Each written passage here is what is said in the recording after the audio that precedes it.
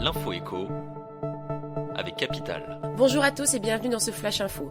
On commence avec le chiffre du jour, 20%. C'est ce qu'a gagné en 5 ans le titre de la Juventus de Turin à la Bourse de Milan. L'action du club italien a atteint son plus haut niveau depuis 4 mois.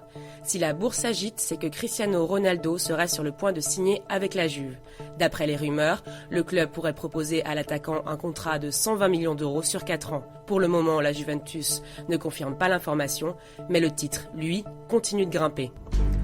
Le conseil pratique Capital. Tendez l'oreille si vous ou l'un de vos proches attend les résultats du bac, car il sera peut-être obligé de passer par la case rattrapage si sa moyenne est comprise entre 8 et 10. Il faudra alors repasser 2 matières qui doivent obligatoirement faire partie des écrits.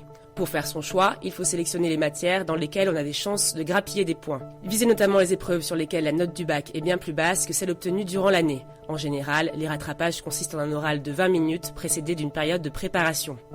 Le coup de gueule du jour est poussé par les associations. Elles craignent une baisse des dons en 2019 du fait du prélèvement à la source. En effet, faire un don ouvre droit à une réduction d'impôt équivalente à au moins 66% de la somme engagée. Sauf que l'an prochain, le taux d'imposition ne tiendra pas compte de ces réductions.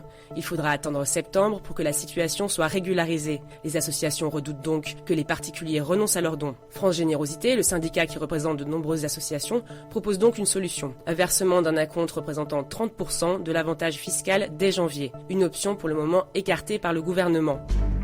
On finit avec la news high-tech. Le constructeur chinois Huawei entend lui aussi commercialiser un smartphone pliable. C'est une idée qui a été évoquée par le président consumer business de la marque lors d'un salon en Chine. Il s'attaquerait notamment à Samsung qui prévoit un lancement l'an prochain. D'après les brevets déposés, il s'agirait de smartphones à 2 ou 3 écrans reliés par une charnière. L'appareil pliable de Huawei devrait être présenté en 2019 également. Des rumeurs prévoient toutefois un lancement plus rapide d'ici la fin de l'année.